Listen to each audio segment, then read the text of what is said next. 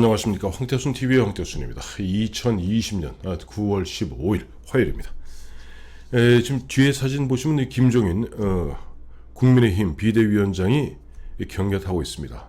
근데 이 장면은 뭐냐 하니까 2017년 4월에 있었던 대선 후보 토론회의 한 장면입니다. 당시 김종인 대표 2017년 4월 출마 선언했습니다. 그리고 정확히 일주일 만에 접었습니다. 그리고 얼마 후에 5월 9일 문재인 정부가 출범했습니다. 여기 자리에 안 나옵니다만 요 자리에 보면 여기 김종인, 여기 심상정, 여기 안철수, 여기 홍준표 이 보면 이름들이 쭉 세로로 걸려 있는 바로 그 장면입니다. 제가 왜 이 사진을 배경으로 썼는가? 사진 하나 보여드리겠습니다. 김종인 대망론 시나리오. 이게 조금 전 동아일보 홈페이지에 어떻게 보면 조금 장문의 어떤 특별 기사로 나왔던 그 기사 한가운데 실려 있는 그림입니다. 김종인 대망론 시나리오. 야권 대선 후보가 인물난을 겪고 있고, 그렇다면 내년 4월 7일 서울시장 보궐선거에 김종인 표 공천을 해서 승리를 일구면 그것을 바탕으로 2022년 3월 9일 대통령 선거에 나선다 하는 것이 김종인 대망론 시나리오의 핵심입니다. 아마 지금 김종인 비대위원장 주변에는 적지 않은 사람들이 그야말로 장삼이사, 그야말로 권력의 분화방들이 많이 꼬여 있는 것 같습니다. 김종인 위원장도 바로 이 뒤에 사진 마냥 이미 2017년 4월에 대선 출마 선언하면서 위기 돌파. 다시 한번 보여드릴게요. 이 장면은 바로 그때 이제 후보 토론에 나왔던 장면이고, 이것은 바로 2017년 4월 김종인 위원장이 위기 돌파 통합정부 대통령 김종인이라는 캐치프레이즈를 내걸고 출마 선언을 하던 바로 그 사진입니다. 그 사진입니다. 자, 이런 가운데 지금 김종인 위원장 입장에서는 가뜩이나 최근에 보니까 홍준표 전 대표를 비롯해서 그래도 아직은 우리 국민들 뇌리 속에 대선 후보감이라는 사람들 다 하나같이 별 볼 일 없는 사람들이다. 오세훈, 원희룡 그 사람들이 어떻게 국가의 장래, 미래에 대해서 내 생각을 갖고 얘기해 본 적이 있는가라고 폄하하기 바빴습니다.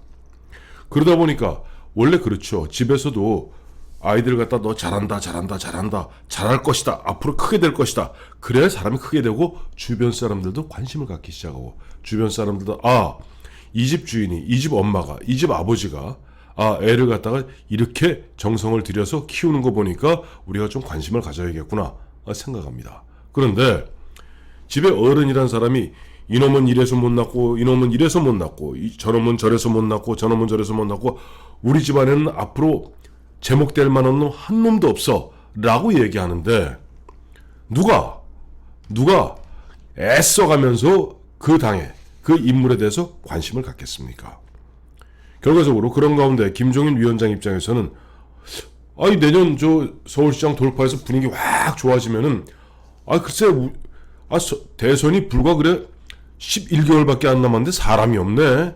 그럼 또 주변에서 이러지 않겠어요? 위원장님이 직접 이제 경륜을 펴실 때가 됐습니다 라고 얘기할 겁니다.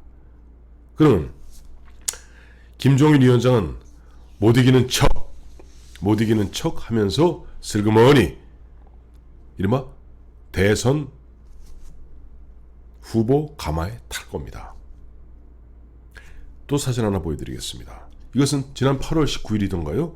김대중 대통령 기일을 갖다가 그 다음날 광주에 내려가서 5.18 묘역에서 무릎을 꿇었던 바로 그 장면입니다. 그 옆에 있는 사람은 바로 빌리 블란트, 서독 총리죠. 그 당시 폴란드 가서 무릎을 꿇었던 세계적인 사진입니다. 지금 김종인 위원장은 빌리 블란트 벤치마킹을 했다는 거예요. 보니까 흔한 얘기로 홍보 전문가들, 스핀 닥터라고 합니다만 정치판에선 스핀 닥터들 얼치기 스핀 닥터들이 아마 김종인 위원장에 많이 꼬여 있는 것 같습니다. 그런 가운데 아이고 위원장이 사람도 별 사람도 없고 저쪽 뭐 이낙연은 이래서 안 되고 이재명은 이래서 안 되고 별 볼 일 없습니다. 마침 보니까 얼마 전에도 김종인 위원장 기자들 만나서 그런 이야기했죠. 이낙연, 이재명 그거 별거 아니야. 우리가 정강 정책을 바로 세우고 거기에 따라서 국민들을 혹하게 할 수 있는 정책을 만들어낸다면은 대선에서 이길 확률이 50%가 넘는다는 것을 나는 확신해 라고 이야기한 적이 있습니다. 저는 그때마다 이분이 보니까 흔한 얘기로 노욕을 갖다 부리는구나. 왜? 실제 지금 자유우파 보수 국민들 시민들이 그래도 미래통합당 미래한국당 그리고 두 당이 합쳐서 현재 국민의힘까지 왔을 때 김종인 위원장의 역할을 갖다가 목수로서의 역할, 산파로서의 역할, 유모로서의 역할, 인큐베이터로서의 역할을 갖다가 기대하는 것이지 어느 날 갑자기 목수가 아이고 이 집에서 내가 살아야겠습니다. 어느 날 산파가 아이고 이 집 애 내가 받았으니까 이 집은 이제 내 집이요. 이런 것을 원하진 않겠죠. 마침 국민의힘 이야기하니까 또 하나 사진 보여드리겠습니다. 최근 국민의힘 김수민 홍보본부장이 발표했죠. 국민의힘의 당명을 바꾸고 당 로고를 바꿨습니다. 이른바 3원색이죠. 빨간색, 노란색, 파란색. 근데 뭐 빨간색, 파란색, 노란색 이 색깔 다가 원색이 아니라 약간 파스텔 톤이 섞인 색깔이고 예를 들어서 약간 좀 흔한 얘기로 조금 낡은 색이라고 그러죠. 낡은 색 같고 바로 변화, 국민의힘 그 이상의 변화를 추구하는 이른바 중도 통합을 갖다 이루는 그러한 당을 만들겠음을 갖다 상징하는 것이다 라고 얘기했는데 참 한심한 이야기입니다. 보면 우리 이런 얘기 있습니다. 고속도로하고 정치판에서 중간에서 어정거리면 죽기 십상입니다. 고속도로에서 오른쪽이면 오른쪽, 왼쪽이면 왼쪽 그 선을 분명히 타고 자기의 노선을 갖다 일관되게 밀어나가면서 아군들을 갖다가 저 결집시키고 그리고 그것을 바탕으로 중도에 있는 사람들을 갖다가 흔한 얘기로 좀 유인해서 좀 우리의 매력을 발산함으로써 끌어들임으로써 우리의 색깔화시키는 것이 그것이 정치의 요체입니다. 그런데 지금 김종인 위원장과 김종인 위원장 옆에 있는 것으로 짐작되는 그 스피인 닥터들은 빨간색, 파란색, 노란색, 3원색을 갖다 아울러서 모든 색깔을 만들 수 있는 그건 뭐냐니까 마치 고속도로 한가운데에서 서서 나는 양쪽을 다 챙겨볼 거야. 그거는 정치판도 마찬가지고 고속도로에서도 마찬가지고 바로 사망입니다. 근데 김종인 위원장이 마침 어제 9월 14일이죠. 어제 9월 14일 보니까 경제지 기자단들하고 인터뷰를 했어요. 이걸 보면서 이 양반이 점점점 손톱과 발톱을 드러내고 있구나. 다시 한번 보여드리겠습니다. 지난 2017년 4월에 대선 출마, 즉 위기돌파 통합정부 대통령 김종인이라는 캐치프레이즈를 내걸고 나섰던 김종인 위원장이 최근에 보니까 당내에 홍준표, 물론 당은 아니죠, 홍준표가. 홍준표를 비롯해서 오세훈, 원희룡, 또 그 꽤 괜찮은 제목들을 갖다가 키울 생각을 안 하고 또 그 사람들이 지금 어떤 형태로든지 상처를 입고 부상을 입어서 참 허우적거리고 있으면 그 상처를 갖다가 붕대로 감아주고 또 부목을 대주고 또 일어서기 조금 근력이 딸리면 챙겨줄 생각을 안 하고 집 밟으면서 본인이 그를 바탕으로 대선 출마하겠다라는 생각을 갖고 있는 것 같아요. 물론 기자들이 물으면 손살에 치면서 얘기합니다. 아니야, 나 그런 관심 없어 라고 얘기합니다. 이건 마치 뭐냐니까 과거에 왕 위를 찬탈할 때 이쪽 황제나 왕이 옥새를 갖다가 내주면 일단 3번 거절하는 것이 예의입니다. 그것은 우리가 너무나 잘 알고 있는 삼국지 연의에 나오는 후한의 마지막 황제 헌제가 조비에게, 위양 조비에게 옥새를 3번 보내고 그때마다 거절하고 눈물을 흘리면서 아니 되옵니다 합니다. 또 위나라의 마지막 황제가 진공 사마염에게, 진왕 사마염에게 똑같이 그런 3번의 역할을 합니다. 달리 볼 거 있나요? 우리나라도 있었습니다. 바로 단종이, 어린 단종이 자기의 작은아버지인 수양대군에게 무려 하루 동안, 하루 종일 옥새를 3번이나, 대보를 3번이나 상선을 시켜서 갖다 주면은 아니 된다, 나의 충심을 갖다가 의심하지 마라 라고 쇼를 합니다. 그렇다 국민들이 모르나요?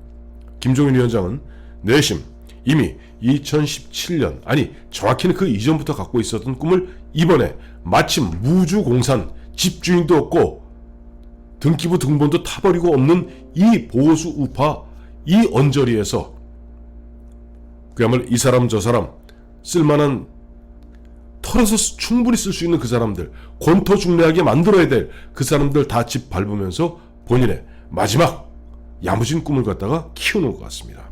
그러면서 본인이 지금 1940년생이니까 2022년이면 82세, 우리나라 나이로 83세가 됩니다. 83세의 대통령이 되어서 88세까지 하겠다고 하기엔 조금 염치가 없겠죠.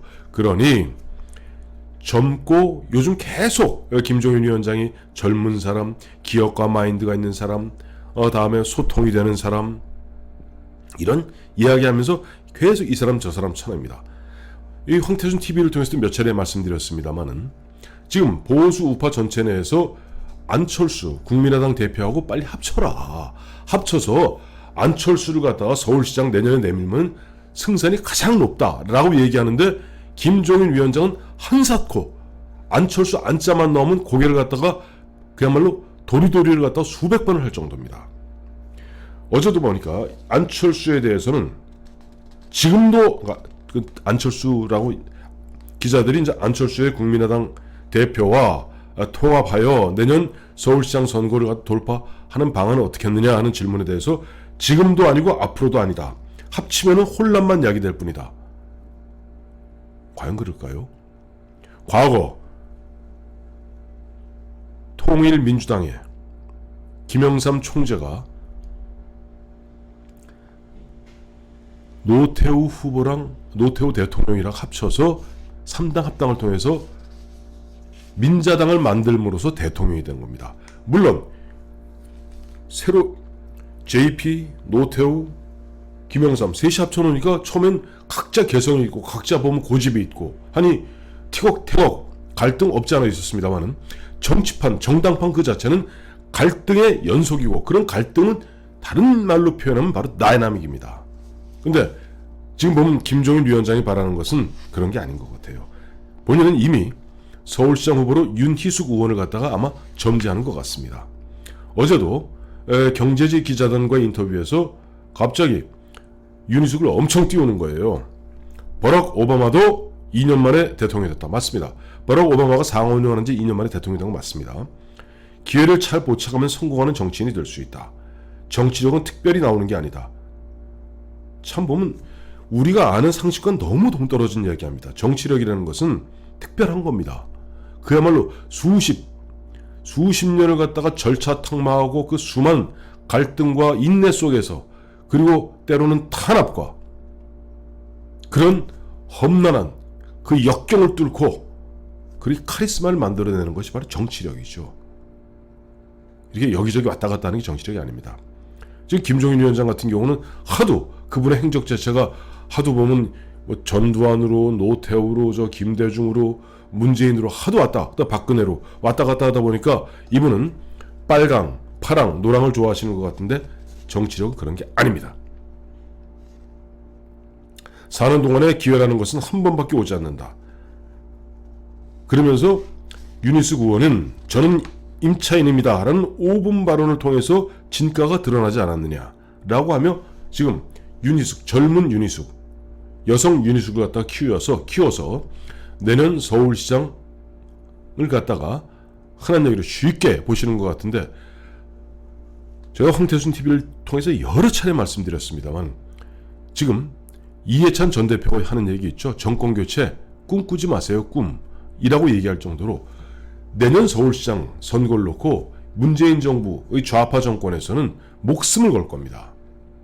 그야말로 울산 부정선거, 또 이번에 4.15 총선 앞두고 긴급재난지원금 퍼부었던 돈선거, 신종 관건선거, 신종 금권선거, 거기다가 또 이제 슬그머니 나오게 될 또 드루킹 같은 그 수많은 여론조작, 완벽하게 장악된 여론 환경, 이런 것 등등을 보았을 때 정말 내년에 서울시장 갔다가 초선에 불과한, 이번에 겨우 기신기신 여기 강남에 나와서 그냥 빠치 한번 달고 저는 임차인입니다, 경제 전문가인 윤희숙 의원 같은 사람은 의원들을 계속 키울 생각을 해야지 왜 자신의 어떻게 보면 대권 행보에 불쏘시개로 쓰시려 합니까?